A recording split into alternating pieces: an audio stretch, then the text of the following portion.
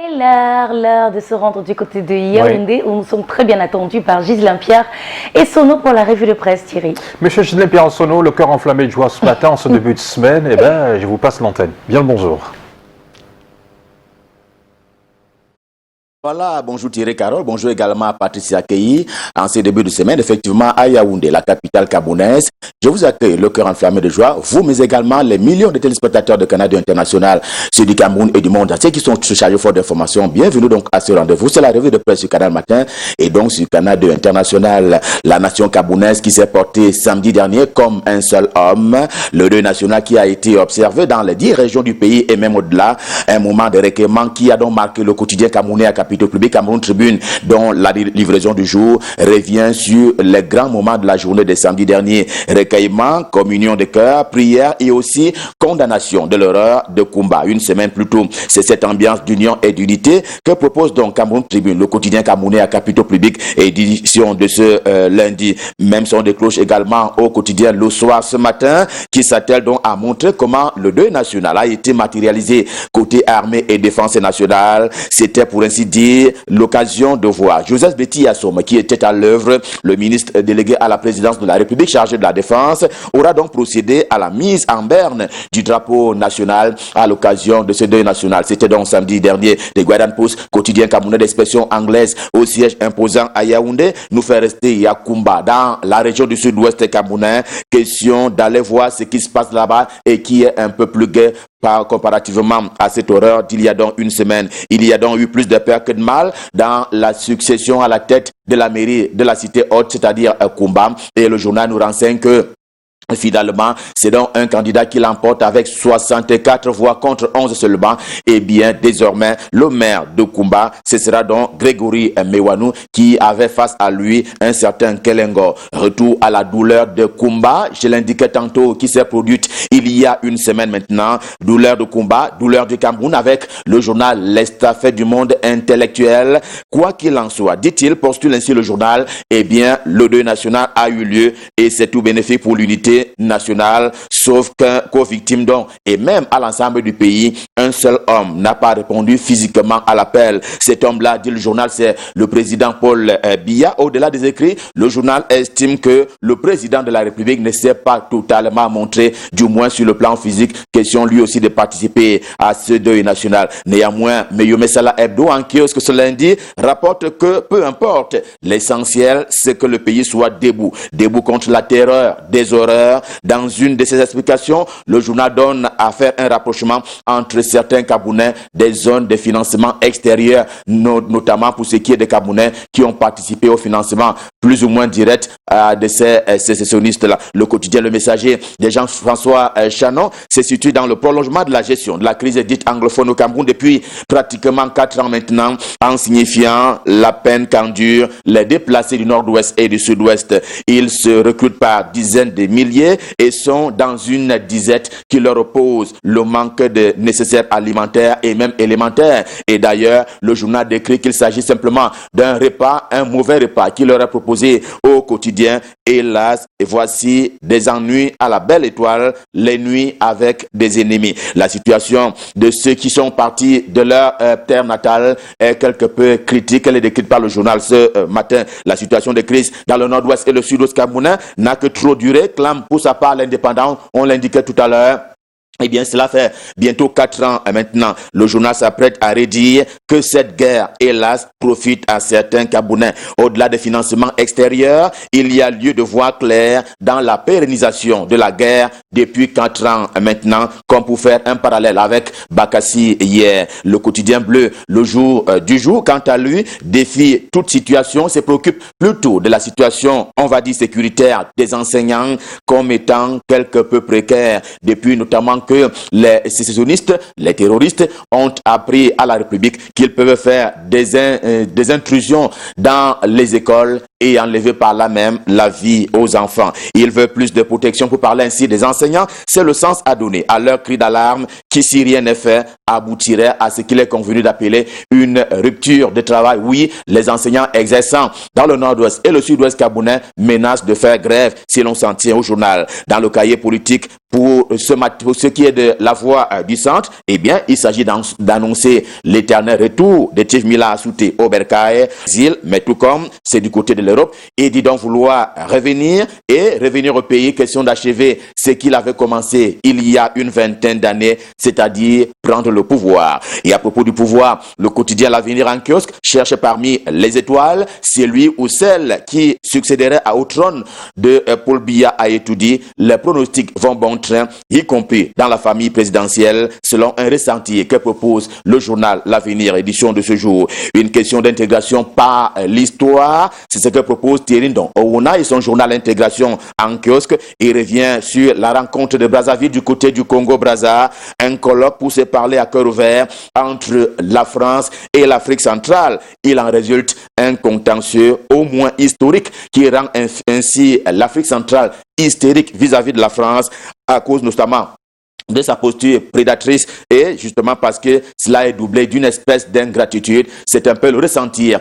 de ces participants à ce colloque de Brazzaville. Ingratitude de la République cette fois-ci contre l'école en zone rurale, notamment dans la région de l'extrême nord, cas pratique proposé ce matin et qui est mis donc en exergue par l'œil du Sahel, le cas de Yoye Mbogwe. Nous sommes dans le département du Mayo-Danaï, région de l'extrême nord du Cameroun. Cela s'appelle simplement l'école pittoresque. L'économie quotidienne poursuit quant à lui la recherche de la normalisation de la vie économique nationale, cette fois pend sur les rapports entre le Cameroun et l'UE, l'Union européenne. Il est clair que la balance commerciale est déficitaire et bien entendu au désavantage du Cameroun. Un écart qui s'est davantage creusé avec les accords de partenariat économique qui sont rentrés en vigueur depuis pratiquement 5 ans maintenant. L'Occident qui vient au secours cependant de l'Afrique centrale après la pandémie du siècle, ainsi déjà classée. En tout cas, elle s'estompe peu à peu sur l'Afrique et notamment sur le Cameroun et après la Covid donc, qui a battu son plein à un moment donné, notamment en début d'année 2020, eh bien, retour progressif à la normale et c'est ce pourquoi l'Europe vient ainsi au secours de l'Afrique centrale à travers 4 pays. Le soutien du Fonds monétaire international à l'adresse des 4 pays de la sous-région. Parmi ces pays-là, il y a bien entendu le Cameroun qui s'en sort avec 382 milliards de francs CFA selon la une principale du quotidien Le Financier d'Afrique.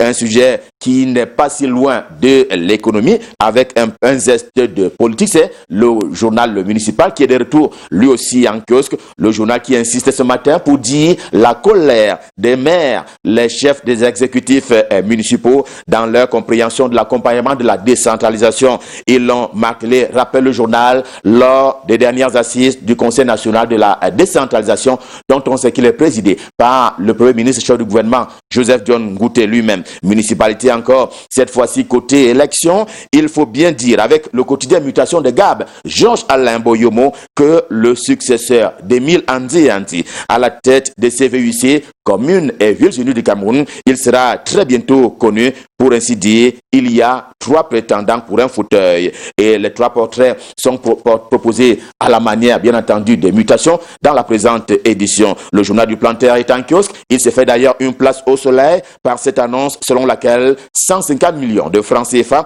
ont été mis à la disposition par un mécène européen, mis à la disposition des retraités du secteur public mais également du secteur privé camerounais. Il faut du reste que ces retraités-là présentent des projets matures et qui ont été agréés auprès de leur commune, auprès de leur municipalité. Faisons l'escale de Ngaoundéré, capitale de la région Château d'Eau du Cameroun, avec pile ou face de Roger Tédé, qui est notre guide de circonstances. Le journal a lui-même été au préalable sur les traces du génie militaire à l'œuvre de construction du parcours Vita local, soit un site de sport de masse de grande envergure qui est ainsi proposé aux citoyens vivant dans la capitale de la région de la Damawa. On va terminer ce matin par le nouveau-né de la presse camerounaise, nouveau-né de la presse gabonaise. Le bébé s'appelle simplement La Bonne Info. Pour procurer La Bonne Info, l'éditorial, on va dire, inaugural de Patrice Mbiake, les circonstances enseignent qu'il s'agit et qu'il s'agira d'une soupe très épicée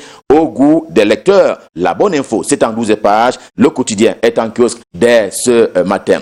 Revue de presse Made in Cameroun, édition de ce lundi Stop F1. Évidemment, c'était le premier rendez-vous de la semaine. Le cœur enflammé de joie, nous vous avons servi. Le prochain rendez-vous, c'est demain quand il sera 7h. Pour le moment, repartons à cœur joie d'ailleurs. Retrouvez nos amis qui sont du côté de Douala pour la suite et la fin de Canal Matin. Il s'agit de Thierry Carole et Patricia Keyi, à qui je m'en vais repasser le pouvoir pour cet exercice. C'est donc à vous, Patricia Keyi. C'est à vous, Thierry Carole. C'est à vous, Douala. Merci beaucoup. Merci, M. Gislain Pierre Sono. Nous sommes de retour ici à Douala et avec vous, Patricia Keyi. Oui. Nous allons hors de nos frontières. Oui, on est revenu à Douala pour partir plus loin qu'au Cameroun. Nous allons regarder chez nos voisins, les Africains, pour savoir ce qui se passe et comment se porte le pays. C'est important aussi. Alors, on commence aujourd'hui donc cette revue à l'international avec la Côte d'Ivoire. L'opposition appelle à l'ouverture d'une transition civile. Au lendemain du scrutin présidentiel en Côte d'Ivoire, l'opposition annonce qu'elle ne reconnaît pas cette élection et constate la fin du mandat du président Ouattara. En réaction, le directeur exécutif du RHDP appelle le gouvernement à la fermeté. Avant l'annonce des résultats partiels qui devraient être annoncés dans les prochaines heures, le porte-parole de la coalition d'opposition, Pascal Affinguessam, a lu une déclaration devant une nuée de journalistes nationaux et internationaux depuis la résidence du président du PDCI, Henri Konan Bédié.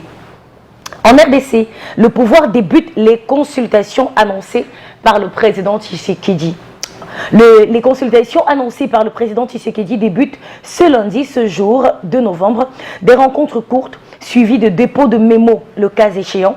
La durée espérée par la présidence est une dizaine de jours. Et l'objectif est de mettre fin au blocage des institutions dû, selon Félix Tshisekedi, à des divergences de vues avec son partenaire Joseph Kabila et sa coalition, le FCC. Cette première journée devrait être largement consacrée aux questions électorales. C'est l'une des pommes de discorde entre Cash et le FCC, la désignation des membres de la commission électorale, les réformes à engager et même le choix du candidat à soutenir en vue de la présidentielle de 2023. Nous sommes à Brazza, 80 ans du manifeste de Brazzaville. Les chefs d'État appellent à plus de solidarité face au terrorisme. La capitale congolaise a abrité mardi 27 octobre un colloque international à l'occasion de la célébration du 80e anniversaire du manifeste de Brazzaville, l'acte par lequel le général Charles de Gaulle désignait cette ville comme capitale de la France libre pendant la Seconde Guerre mondiale. Au moins 4 chefs d'État africains qui ont pris part au moins 4 chefs d'État africains qui ont pris part ont saisi cette opportunité pour appeler à plus de solidarité pour lutter contre le terrorisme qui secoue le continent. Au Sénégal, Macky Sall forme un gouvernement d'ouverture et de combat. Au Sénégal, la composition gouvernementale attendue depuis 4 jours a enfin été dévoilée. Mais oui, c'était attendu depuis 4 jours, ça a enfin été dévoilé ce dimanche après-midi. C'est un gouvernement d'ouverture et d'unité qui a été dévoilé ce dimanche au Sénégal. Un gouvernement qui se veut rajeuni avec l'entrée de plusieurs membres de l'opposition dans la dynamique du consensus issu du dialogue politique lancé suite à la réélection de Macky Sall en février 2019. Encore un petit voyage pour nous retrouver cette fois-ci du côté de l'Algérie. Le référendum constitutionnel marqué par une abstention record. Les Algériens étaient appelés à voter ce dimanche pour ou contre la révision de la Constitution.